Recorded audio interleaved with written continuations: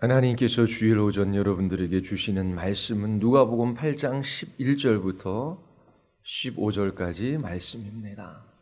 누가복음 8장 11절부터 15절까지 말씀입니다. 오늘은 13절 말씀을 중심으로 여러분들에게 말씀을 전하겠습니다. 주님의 말씀의 귀를 기울이고 이 말씀을 마음으로 받으시기를 바랍니다. 이 비유는 이러하니라. 씨는 하나님의 말씀이요 길가에 있다는 것은 말씀을 들은 자니 이에 마귀가 가서 그들이 믿어 구원을 얻지 못하게 하려고 말씀을 그 마음에서 빼앗는 것이요 바위 위에 있다는 것은 말씀을 들을 때에 기쁨으로 받으나 뿌리가 없어 잠깐 믿다가 시련을 당할 때에 배반하는 자요 가시떨기에 떨어졌다는 것은 말씀을 들은 자이나 지내는 중 이생의 염려와 재물과 향락의 기운이 막혀 온전히 결실하지 못하는 자요 좋은 땅에 있다는 것은 착하고 좋은 마음으로 말씀을 듣고 지키어 인내로 결신하는 자니라. 아멘. 기도하시겠습니다. 거룩하고 자비로우신 하나님, 오늘도 우리에게 은혜 베풀어 주셔서 하나님을 예배하는 자리로 우리를 이끌어 주심을 감사드리옵나이다. 하나님, 이 땅에 잠시 나그네여 외국인의 삶을 살아가되 주님이 주신 사명을 따라 믿음의 순종의 삶을 살아가게 하시고 이 땅에서 영광의 나라를 소망하게 하여 주심을 감사드리옵나이다. 하나님, 이 시간 우리에게 주의 말씀을 들려주셔서 저희들로 하여금 회개케 하시고 오직 예수 그리스도만 바라게 하여 주시옵소서. 저희의 영혼을 소송케 하시고 지혜롭게 하시며 하늘의 기쁨을 저희들에게 허락하여 주시기를 간절히 원하옵나이다. 성령 하나님께서 역사하여 주시기를 원하오며 예수 그리스도의 이름으로 기도드리옵나이다. 아멘. 여러분들에게 밭의 비유를 설교하고 있습니다. 누가복음 8장 4절부터 15절까지의 말씀입니다. 이 비유는 세 부분으로 이루어져 있지요. 4절부터 8절까지 예수님께서 비유로 말씀하십니다. 그리고 9절과 10절에서 비유로 말씀하시는 이유에 관해서 설명해 주시지요. 그리고 11절서부터 15절까지 이 비유가 무엇을 의미하는지 묻는 제자들에게만 설명해 주십니다. 복음을 들을 때에 사람들은 다양한 반응을 보입니다. 그 이유를 예수님께서 설명해 주십니다. 많은 장애 요인들이 열매 맺는 것을 방해하기 때문이지요. 악한 원수 마귀가 있습니다. 사단은 어떻게 해서든지 말씀을 듣지 못하게 하고 깨닫지 못하게 합니다. 믿어 구원에 이르지 못하게 해요. 말도 안 되는 사이비 종교나 이단에 빠지는 사람들이 있어요. 최근 PD수첩에서 만민중앙교회 이야기를 다루었습니다. 수만 명의 교인을 자랑하고 수백억의 돈을 가지고 있는 교회입니다. 많이 배운 사람도 있고 배우지 못한 사람도 있어요. 유명한 사람도 있고 그렇지 못한 사람도 있습니다. 그런 것과 상관없이 사람들의 마음을 미혹해 하는 영이 있기 때문에 사이비 종교나 이단에도 쉽게 빠져 들어가는 것입니다. 어떻게 해서든지 그 마음을 가리어 이 복음의 빛에 비춤을 받지 못하도록 하는 그러한 원수 마귀가 있어요. 그리고 얇은 흙과 같은 그런 마음을 가진 사람들이 있습니다. 그 흙 밑에 큰 바위가 있어요. 그래서 열매를 맺지 못합니다. 또 정말 말씀을 듣고 잘 받아들이는 것 같지만 그렇게 여러 가지 잡초들이 함께 자라나기 때문에 이내 열매를 맺지 못하는 그러한 사람들도 있습니다. 어찌됐든 수많은 방해 요인들이 있어서 그 말씀을 듣고 열매 맺는 삶을 살아가지 못하게 합니다. 그러나 하나님의 말씀을 듣고 신실하게 간직하고 인내하며 실천하는 사람들이 많은 열매를 맺습니다. 수많은 사람들이 예수님을 따르지요. 예수님께서 그들에게 하나님 나라의 능력을 나타내 보여주셨습니다. 귀신을 내어 쫓으시고 안진뱅이를 일으키시고 문둥병자를 깨끗하게 해주셨습니다. 그리고 죽은 자를 살리셨지요. 이 세상이 전부가 아니라 이 세상에 임하는 하나님의 나라가 있음을 그 크신 능력으로 예수님께서 나타내 보여주셨습니다. 뿐만 아니라 하나님 나라의 복음을 전하셨어요. 그러나 예수님을 따르는 수많은 사람들은 돌이켜 회개하지 않고 예수님께 더 큰 기적만 요구했습니다. 예수님께서는 그때부터 비유로 말씀하시기 시작하셨어요. 예수님께서 비유로 말씀하실 때에 두 부류의 사람이 있었습니다.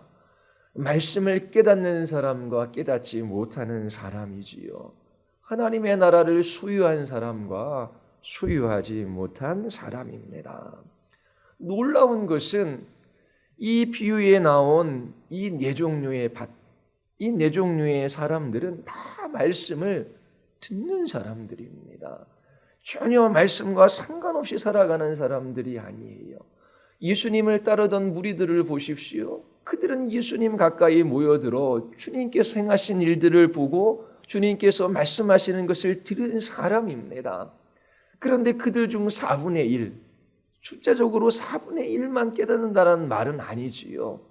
예수님을 따른다라고 나섰던 그 수많은 사람들 중 참으로 주님의 말씀을 깨닫는 사람들은 소수이고 하나님 나라에 속한 사람들은 그렇게 많지 않다라고 하는 것입니다. 오늘날에도 마찬가지예요. 교회 다니는 모든 사람들이 다 말씀을 깨닫는 사람들이 아닙니다. 교회 다니는 모든 사람들이 다 하나님 나라에 속한 사람들이 아니에요. 예수님께서 비유로 말씀하시자 두 부류의 사람들로 나뉘어 지는 것입니다. 밭의 비유에서 말씀에 대한 반응을 네 가지로 나누어 가르치고 있어요. 그렇지만 크게 보면 두 가지이지요. 열매 맺는 경우와 열매를 맺지 못하는 경우입니다. 열매를 맺지 못하는 경우를 세 가지로 나누어서 가르칩니다. 오늘은 두 번째 땅, 두 번째 토양에 관해서 여러분들에게 말씀을 드리고자 합니다. 얄팍한 흙과 같은 마음이다라고 그렇게 부를 수 있어요. 피상적인 마음이라고 일컬을 수도 있습니다. 피상적이다, 우리 교회학교, 우리 어린 친구들에게는 어려운 단어지죠. 겉으로 드러나 보이는 현상, 그 형식에만 관계하는 것입니다. 겉으로 보기에는 참으로 예수님 믿는 것과 믿지 않는 것, 참된 신앙과 거짓된 신앙이 별로 구별되지 않아요. 겉으로 볼 때는 똑같이 교회에 나와서 예배드리고 찬양하고 기뻐하고 봉사하고 섬기고 헌신해요. 겉모습은 동일한데 정말 그 속을 들여다보면 거기에 가짜가 있고 진짜가 있다라고 하는 것입니다. 이 얄팍한 흙과 같은 마음, 이 피상적인 마음이 바로 두 번째 토양이에요. 겉만 보면 예수님 믿는 것 같아요. 그러나 그의 속을 들여다보면 예수님과 상관없는 사람이라고 하는 것이지요. 첫 번째, 우리가 지난주에 살펴본 길가와 같은 마음 있습니다. 굳은 마음이에요. 그리고 세 번째는 잡초가 있는 땅과 같은 마음이지요. 얽매여 있는 마음입니다. 첫 번째는 굳은 마음, 두 번째는 피상적인 마음, 세 번째는 얽매인 마음, 이렇게 이야기할 수 있어요. 누가복음 8장 13절 한번 보십시오. 우리 같이 한번 읽어볼까요? 바위 위에 있다라는 것은 말씀을 들을 때에 기쁨으로 받으나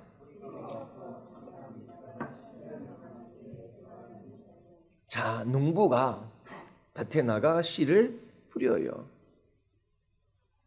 씨를 흩어서 뿌릴 때에 씨가 밭 근처에 있는 길가에 떨어지기도 해요. 그리고 정말 잘 쟁기질한 좋은 밭 같은 데에 씨가 떨어져요. 그런데 이 씨가 바위 위에 있다라고 하는 것입니다. 아니, 어느 어리석은 농부가 바위 위에 씨를 뿌리겠습니까? 이것은 돌들이 많은 밭에 씨가 뿌려졌다라고 하는 것도 아닙니다. 흙 밑에 바위가 있다라고 하는 것이지요. 쟁기질을 할 때에 돌들을 다 골라냅니다. 그러나 쟁기가 들어가지 못하는 좀 더 깊은 곳에 바위가 숨겨져 있는 거예요. 이와 같은 곳에 씨가 뿌려질 때에 잠시 뿌리를 내리는 듯 보입니다. 그리고 물과 영양분을 공급받아 자라는 것 같아요.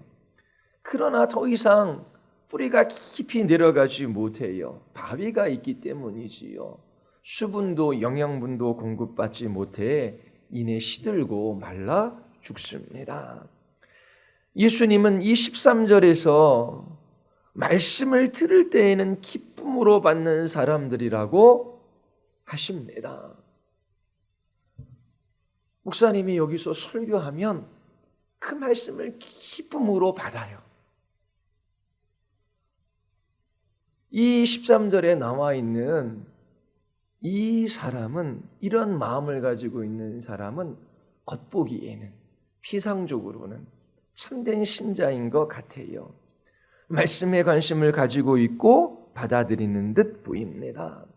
길가에 뿌려진 씨앗, 그 굳은 마음을 가지고 있는 사람은 전혀 말씀에 관심이 없어요. 말씀을 들어도 깨닫지 못해요. 어떠한 반응도 없어요. 그러나 피상적인 마음을 가지고 있는 사람들은 말씀에 관심이 있을 뿐만 아니라 그 말씀에 반응을 보여요. 정서적인 반응이 있습니다. 말씀을 기쁨으로 받아요. 하지만 뿌리가 없습니다. 그들은 잠시 동안은 믿어요. 아주 중요한 진술입니다. 13절에 잠깐 믿다가, 여기에 밑줄을 그어야 돼요. 이처럼 잠시 동안만 믿는 사람들이 있습니다. 그러나 시련의 때가 오면 믿음의 뿌리가 없으므로 떨어져 나가는 사람들이에요. 이 13절의 시련이라고 하는 이 단어는 헬라어로 유혹이나 시험을 의미합니다. 예수님께서 요한복음 8장 31절에서 자신을 믿는 유대인들에게 이렇게 말씀하셔요. 너희가 나의 말에 머물러 있으면 너희는 참으로 나의 제자들이다. 그리고 히브리서 저자는 우리가 시작할 때에 확신한 것을 끝까지 견고히 잡고 있으면 그리스도와 함께 참여하는 자가 되리라 말합니다. 바울은 지속적으로 믿는 사람이 신자라고 말해요. 성경에서 믿는다라고 하는 동사는 현재 분사, 진행형으로 그렇게 사용되어집니다. 잠깐 믿는 사람과는 대조적이에요. 그런데 잠깐 믿는 사람들이 있어요. 그들이 복음을 들어요. 그리고 이 복음이 약속한 선물의 반응을 보입니다. 하나님이 당신을 사랑하셔요. 당신의 인생을 향한 놀라운 계획을 가지고 계십니다. 예수님 믿으면 여러분들의 모든 문제가 해결되어져요. 지옥 가지 않고 천국 가요. 건강하고 부유하고 번영한 삶을 살아갈 수 있습니다. 이러한 복음이 약속해 주는 것들을 기뻐해요. 사람들은 이러한 정서적인 반응을 보이면 참으로 구원받은 사람이라고 생각을 합니다. 길거리에 나가서 한번 복음을 전해 보십시오. 듣고자 하는 사람들도 없고 듣는 사람들 중 이처럼 하나님이 저를 사랑하십니까? 예수님 믿으면 정말 모든 일이 다 잘 됩니까? 천국 갑니까? 나 예수님 믿고 싶습니다. 나 예수님 따르고 싶습니다. 그렇게 말한다면 너무나 놀라운 일 아닙니까? 그래요. 예수님 마음에 영접하십시오. 그러면 당신은 하나님의 자녀가 됩니다. 의심하지 마세요. 믿으세요. 당신은 이제 하나님의 자녀가 되었습니다. 그렇게들 복음을 많이 전했어요. 근데 그렇게 예수님을 믿겠다라고 하는 사람들 중 지속적인 믿음을 가지고 있는 사람들은 극히 적고 대부분은 일시적이고 잠깐 믿다가 떠나갔습니다.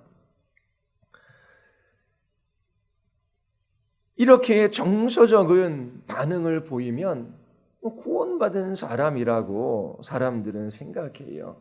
그러나 그들은 믿음의 희생이 따른다라고 하는 것을 생각하지 못하고 잠시 동안 감정에 이끌릴 뿐입니다. 기쁨은 구원받은 신자, 회심한 그리스도인들에게 나타나는 정서이지요. 그러나 기쁨은 구원받은 사람들에게만 나타나는 정서는 아닙니다. 교회는 다니지만 구원받지 못한 사람, 참된 신자가 아닌 그들에게도 이와 같은 기쁨이 있을 수 있어요. 단지 기쁨을 경험하는 사람, 말씀에 정서적인 반응을 보이는 그들이 모두 구원받았다라고 말할 수는 없습니다. 너무나 기뻐서 눈물을 흘리기도 하고 박수를 치기도 하고 큰 소리로 기도하기도 합니다. 그렇다고 해서 그 사람들이 다 구원받은 사람들이라고 말할 수는 없어요. 하나님께서 그들 안에 역사하고 계시다라고 하는 그런 것을 의미하지도 않습니다. 성경은 그 열매로 나무를 안다라고 기록하고 있어요. 말씀대로, 이와 같은 말씀대로 참된 믿음은 열매 맺는 삶을 통해 입증됩니다.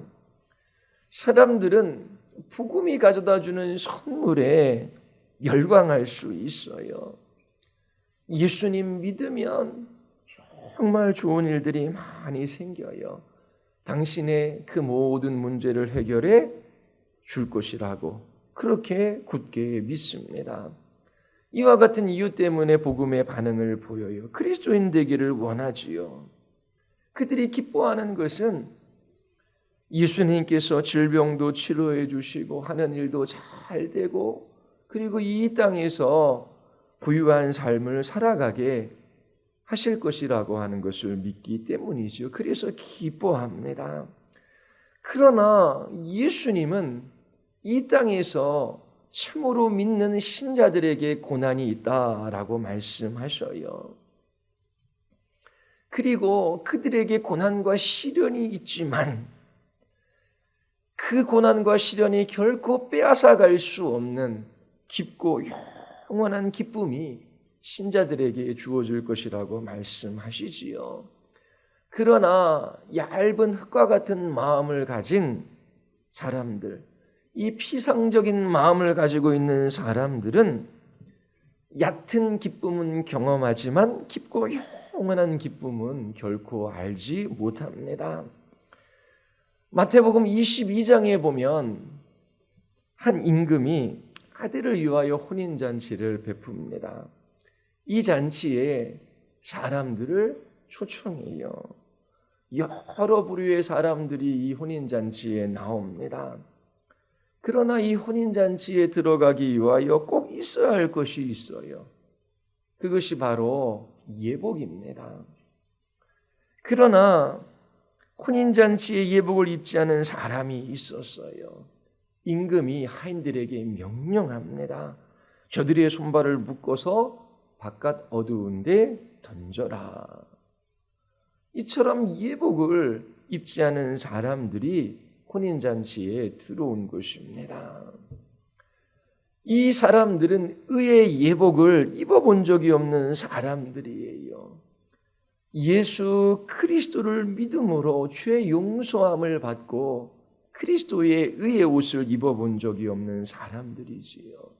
그들의 죄가 결코 가려진 적이 없어요. 그들은 그냥 혼인잔치에 밀고 들어온 것입니다. 그들은 예수님의 이 혼인잔치에 들어가기를 원해요. 아마도 잔치에 있는 그 풍성한 식탁을 즐거워할 수 있어요. 그리고 그 잔치의 흥겨움을 즐기고 싶어 할 수도 있어요. 또 그 잔치에서 만나는 사람들을 좋아할 수도 있습니다. 그러나 의의 예복을 결코 입어본 적은 없어요. 예수님께서 의복을 입지 않은 그 사람을 바깥 어두운 곳에 던져 거기서 슬피 울며 이를 갈게 하라 말씀하셔요. 밭을 보면 여러분들은 흙 밑에 숨겨져 있는 바위는 볼 수 없어요. 좋은 밭처럼 보입니다.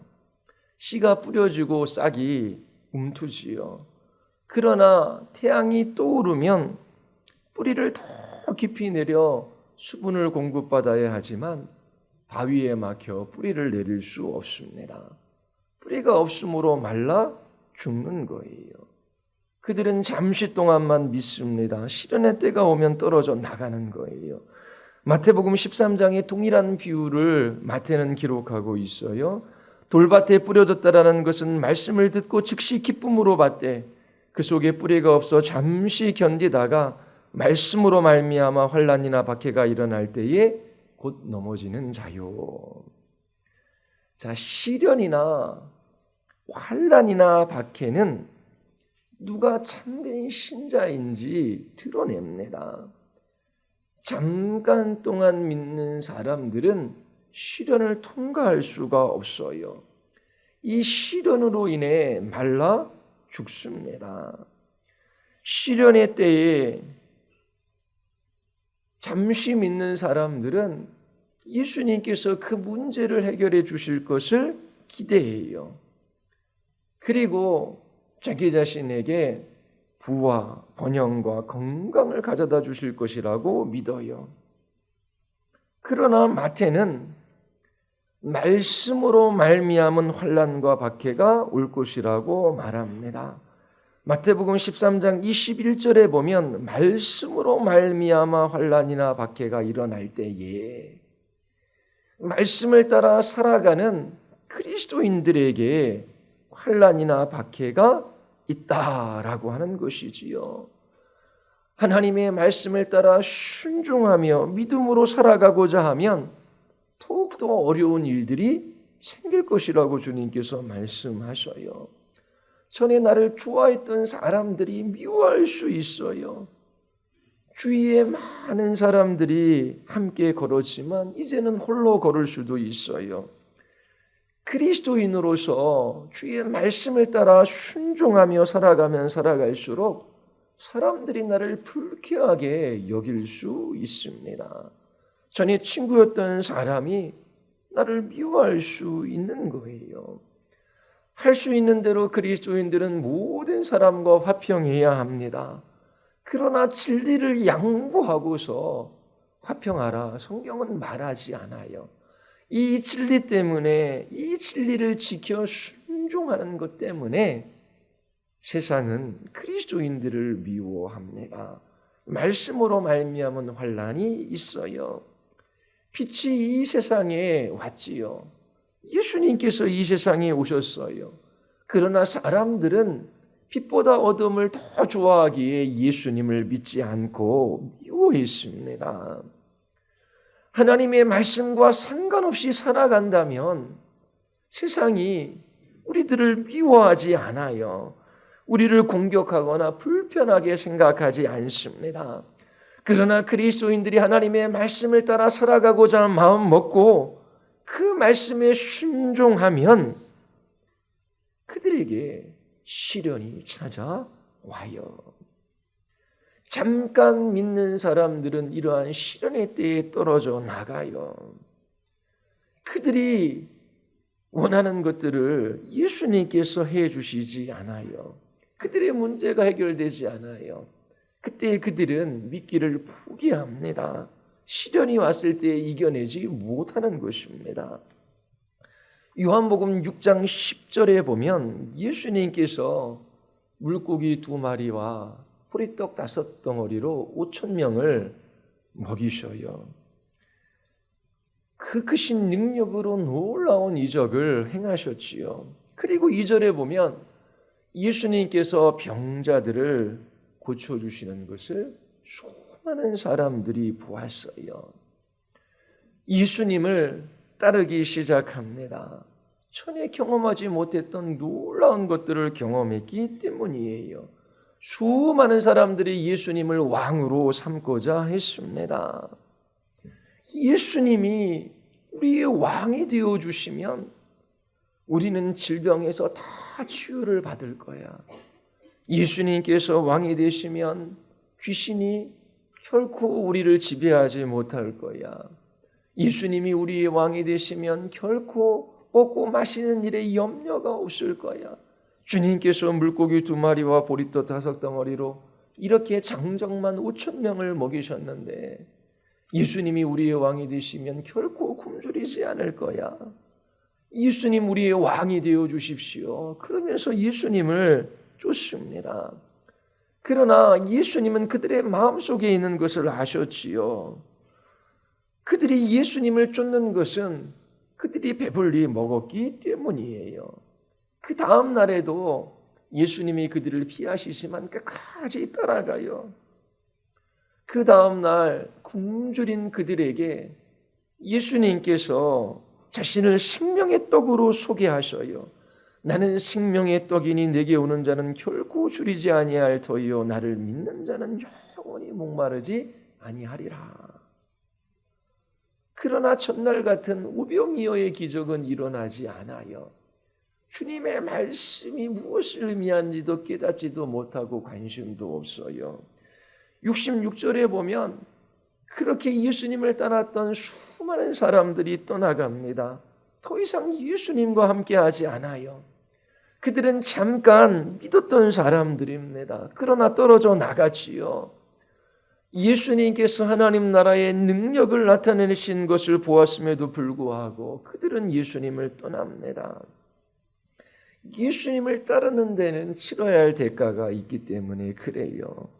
예수님께서 12제자에게 말씀하셔요. 너희까지도 떠나가려 하느냐? 베드로가 답하지요. 주여 영생의 말씀이 주께 있사오니 우리가 누구에게로 가오리까? 참 믿음을 가진 사람들은 예수님 곁에 머물어요. 어떠한 시련과 환난이 와도 상관이 없습니다. 그 이유가 무엇입니까? 그들이 예수님이 누구이신지를 알고 있기 때문이에요. 요한복음 6장 69절에 보면 우리가 주는 하나님의 거룩하신 자인 줄을 믿고 알았사옵나이다. 예수님이 하나님이 보내신 하나님의 아들이심을, 그분이 주님이심을 이들이 믿고 알았기 때문에 예수님을 떠나지 않았습니다. 요한복음 15장에 보면 예수님께서 포도나무와 가지의 비유로 말씀을 하셔요. 우리 요한복음 15장 5절 한번 우리 같이 보겠습니다. 요한복음 15장 우리 5절부터 8절까지입니다.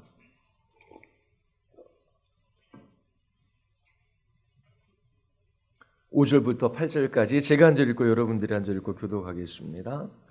나는 포도나무요 너희는 가지라. 그가 내 안에 내가 그 안에 거하면 사람이 열매를 많이 맺나니 나를 떠나서는 너희가 아무것도 할 수 없음이라.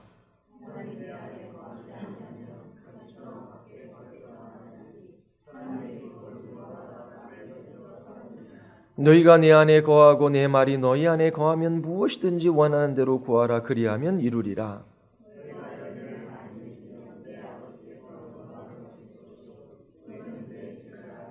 참 제자는 예수님 안에 거하며 열매를 맺는 사람들입니다. 열매를 맺지 못하는 사람들은 쓸모없는 가지처럼 버림을 받아서 말라버리지요. 사람들은 그것을 모아다가 불에 던져서 태워버립니다. 말씀을 듣고 기뻐할 수는 있어요. 그러나 그것이 회심한 증거는 아닙니다. 바위에 떨어진 씨는 뿌리가 없어요. 더 이상 깊이 뿌리를 내리지 못합니다. 마음 깊은 곳에 말씀이 들어가지 않아요. 열매를 맺을 수 없는 피상적인 마음입니다. 요한복음 6장에서 그렇게 왕되어 달라고 예수님을 따랐던 수많은 사람들이 예수님을 떠나갑니다. 그들에게 참된 신앙이 있었던 것은 아닙니다. 요한일서 2장 19절에 보면 그들이 우리에게서 나갔으나 우리에게 속하지 아니하였나니 만일 우리에게 속하였더라면 우리와 함께 거하였으려니와 그들이 나간 것은 다 우리에게 속하지 아니함을 나타내려 함이니라. 누군가 예수님에게 찾아와 신앙을 고백합니다. 제가 예수님을 믿습니다. 예수님을 따르기를 원합니다. 하지만 얼마 지나지 않아 예수님 곁을 떠나고 믿기를 포기합니다. 그렇다면 그들은 결코 구원받은 사람들이 아니라고 말해요. 잠시 믿었을 뿐입니다. 그렇다고 해서 그들 안에 말씀에 대한 반응이 없었던 것은 아니에요. 그들에게도 예수님 믿는 기쁨이 있었어요. 오늘날에도 이런 사람들이 교회에 많이 있습니다. 교회에 다니지만 피상적인 마음을 가지고 있을 뿐이에요. 허울뿐인 믿음이지요. 겉보기에는 믿는 것 같지만 열매 맺는 삶이 없습니다. 우리는 복음을 전하도록 부름을 받았어요. 복음의 본질을 명료하고 분명하게 전해야 합니다. 그러기 위해서는 반드시 죄에 관하여 말해 주어야 해요. 예수님을 믿겠다라고 하며 예수님을 영접하는 것으로는 충분하지 않아요. 왜냐하면 우리는 피상적인 마음을 가지고 있는 사람들이 있다라고 하는 것을 알았기 때문입니다. 복음이 그들의 마음을 꿰뚫고 그 마음 깊은 곳에 들어가 자기 자신이 하나님 앞에 소망 없는 주인임을 깨닫고 진정 예수 그리스도만을 붙든 그러한 경험이 없는 것입니다. 예수님 믿으면 단지 자기 자신의 삶의 문제가 해결되어지고 어떠한 고난과 시련도 없는 것처럼 그렇게 복음이 전해져서는 안 되는 것이지요. 예수님께서 이 땅에 오신 것은 죄인들을 구원하시기 위함이에요. 이 땅에서 부유하고 건강하고 번영하는 삶을 살아가게 하시기 위함이 아닙니다.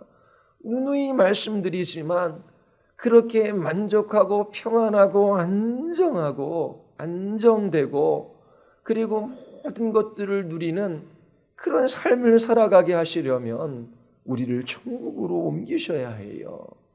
이 땅에서 완전한 만족, 영원한 기쁨, 그리고 참된 안전, 그런 것들은 없어요. 주님의 나라에 가야 돼요. 예수님께서 우리를 죄에서 구원하시기 위하여 오셨어요. 있는 자들은 하나님의 자녀가 되지요. 그 자녀들에게는 주님께서 사명을 주셔서 이 땅에 잠시 살게 하시는 겁니다. 그 사명을 잃어버리고 이 땅에서 자신을 기쁘게 하기 위하여 이 땅에 있는 것들을 찾고 의지하고 사랑하고 그것들을 쫓아 살아가는 삶은 어리석고 허망한 삶입니다. 죄의 문제가 해결되어져야 돼요. 왜요? 하나님의 진노와 심판이 있기 때문입니다. 한 번 죽는 것은 사람에게 정해져 있어요. 그 이후에는 반드시 그 죄값을 따라 심판을 받습니다. 이처럼 사람들이 복음을 들을 때에 자신들이 하나님께 감사하지도 아니하고 하나님께 영광을 돌리지도 아니하고 하나님을 하나님으로서 인정하지도 않는 소망 없는 죄인임을 깨달아 알아야 합니다. 자기 자신이 죄인인 것을 알지 못하는 사람들은 결코 예수 그리스도께로 나아가지 않아요. 이것은 성령께서 하시는 일이지요. 성령께서 진리의 말씀을 사용하셔서 우리가 죄인임을 깨달아 알게 하시고 돌이켜 회개하고 예수 그리스도를 믿게 하십니다. 죄인들에게 하나님의 심판이 있고 예수 그리스도의 의가 아니면 하나님께로 나아갈 수 없다는 것 성령께서 깨닫게 해 주셔야 돼요. 성령께서 우리의 마음밭을 쟁기질해 주셔야 합니다. 거듭나게 해 주셔야 해요. 이 구원이 우리에게 있지 않습니다. 하나님께 있어요. 하지만 하나님은 우리의 복음 전파를 수단으로 사용하여 죄인들을 구원하셔요. 믿음은 들음에서 나는 것이지요.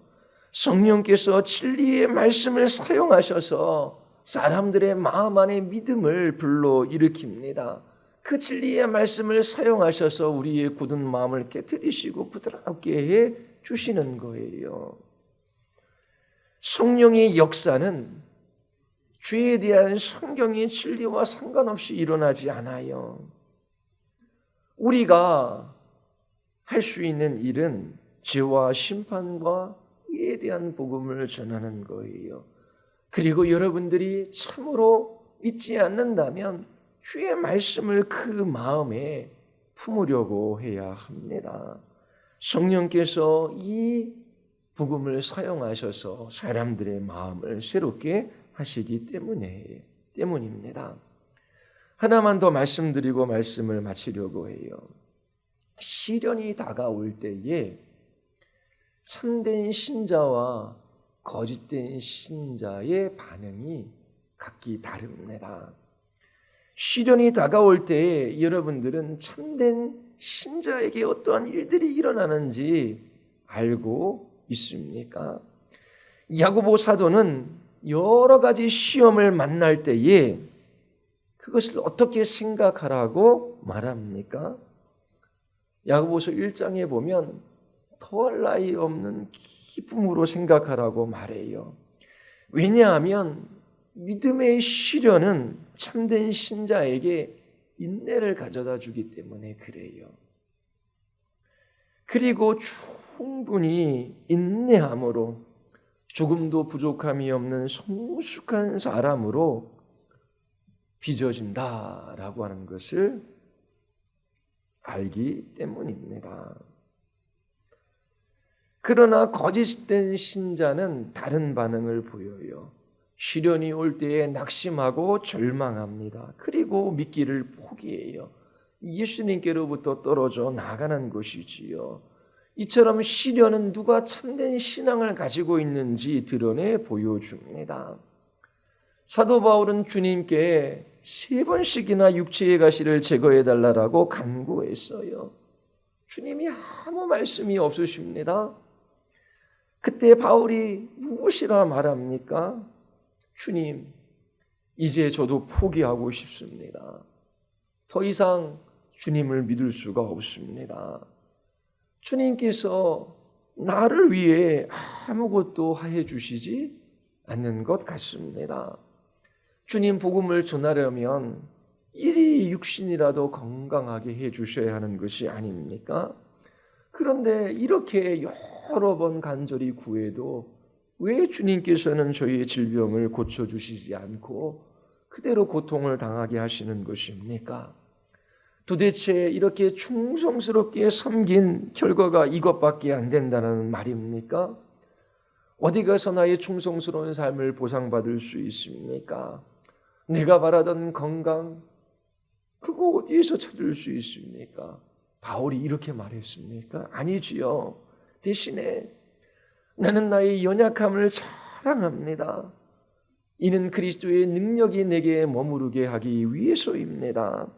나는 그리스도를 위하여 병약함과 모욕과 궁핍과 박해와 곤란을 겪는 것을 기뻐합니다. 내가 약한 그때 오히려 내가 강하기 때문입니다. 하나님께서 질병을 고쳐주시지 않았어요.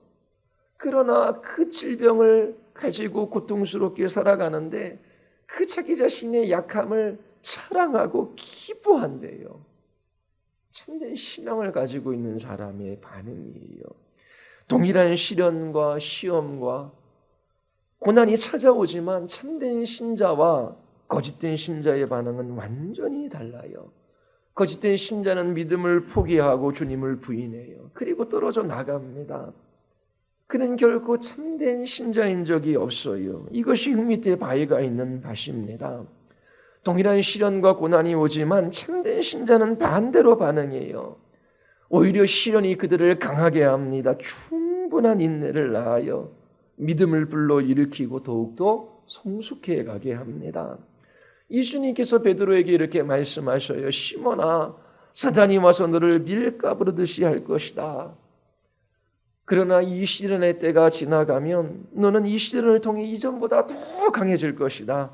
그래서 너의 형제를 굳세게 할 수 있을 것이다.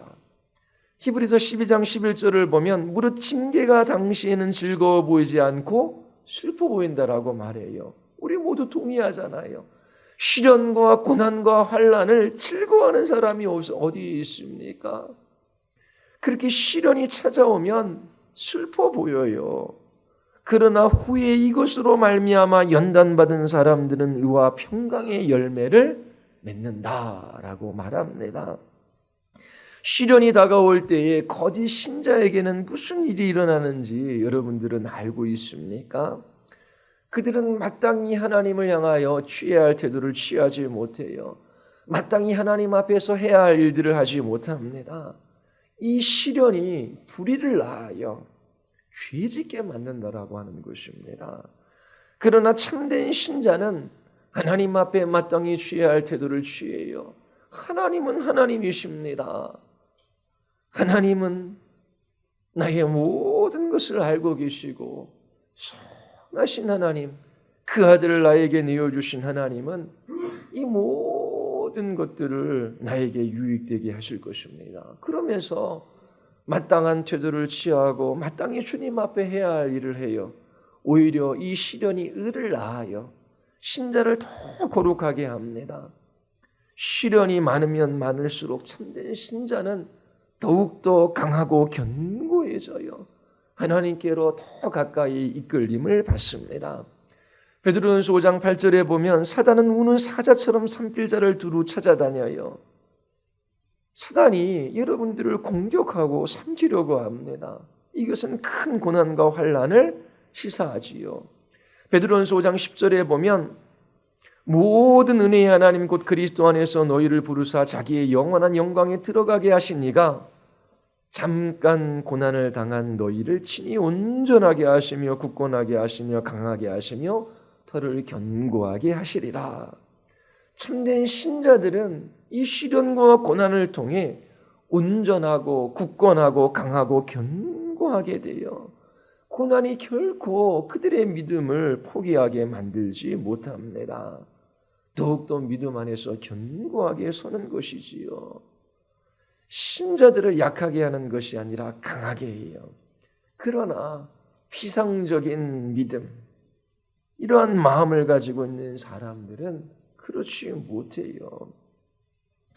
반쪽짜리 복음을 전하거나 들어서는 참된 신자가 될 수가 없어요. 미국의 유명한 전도자 중 찰스 핀이라고 하는 인물이 있었습니다.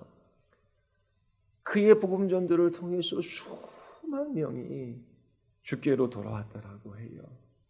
그는 매일매일 바깥에 나가서 복음을 전했어요. 그리고 수많은 전도 집회를 인도했습니다.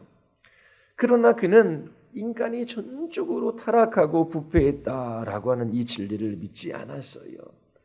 인간은 스스로의 의지로 얼마든지 믿음을 결단하고 자기 자신이 그 구원을 쟁취할 수 있다라고 생각했어요. 그래서 복음을 전한 후 언제나 믿기로 결단한 사람들은 손을 들거나 자리에서 일어나거나 이 강단 앞으로 나오게 했어요.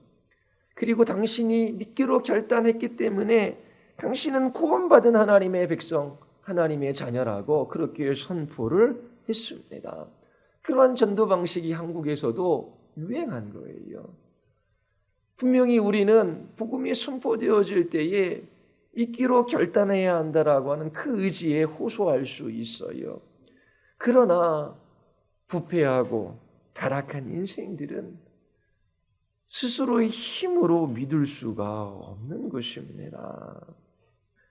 스스로의 힘으로 자신을 구원할 수 없어요. 하나님께서 돌같이 굳은 마음을 깨트려 주셔야 합니다. 우리가 해야 할 일은 하나님의 복음을 바르게 전하는 거예요. 그리고 여러분 중 구원의 확신이 없는 사람이 있다면 여러분들이 해야 할 일은 지속적으로 이 하나님의 복음을 듣고 그 진리를 여러분들의 마음 안에 간직하려고 애쓰는 것입니다. 하나님의 말씀을 들으십시오. 읽으십시오. 그리고 선포된 복음을 생각하십시오. 그리고 기도하십시오.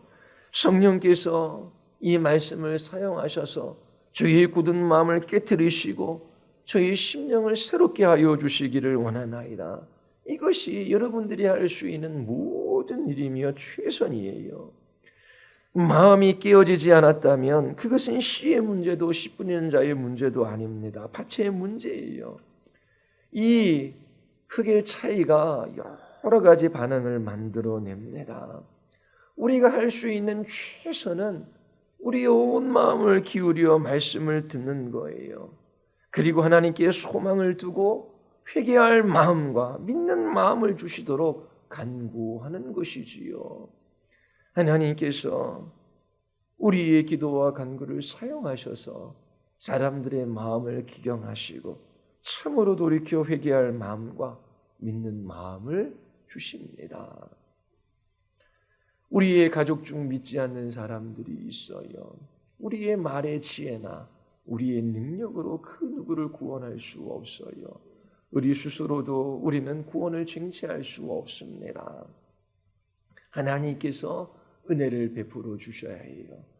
그런데 진리의 말씀을 사용하셔서 성령께서 우리의 마음을 변화시키시고 이 복음의 씨앗을 우리 마음 깊은 곳에 두심으로 열매 맺는 삶을 살아가게 하십니다. 우리가 해야 할 일은 복음을 전하는 거예요. 분명하게 그 복음을 말해야 하지요. 그리고 그 영혼을 위해 기도하는 것입니다. 교회에 오래도록 다녔지만 참으로 시련 가운데 더 견고해지고 강해지고 거룩해지고 온전하게 하시는 그 하나님의 선하신 손길들이 무엇을 말하는지 알지 못한다면 더욱더 주님의 말씀 앞에 서십시오. 그리고 그 말씀을 듣고 그 말씀을 여러분들의 마음에 두기를 애쓰십시오. 그리고 하나님께서 그 말씀을 사용하셔서 우리의 마음 안에 참된 진리의 빛을 비추어 주시도록 기도하십시오. 주님께서 놀라운 일들을 행하십니다. 우리 기도하시겠습니다.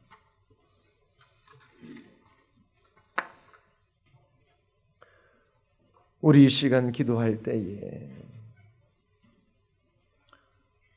말씀을 듣는 사람들, 예수님을 따라 나선 수많은 사람들이 둘로 나뉩니다. 열매 맺는 사람이 있고 열매 맺지 못하는 사람이 있어요.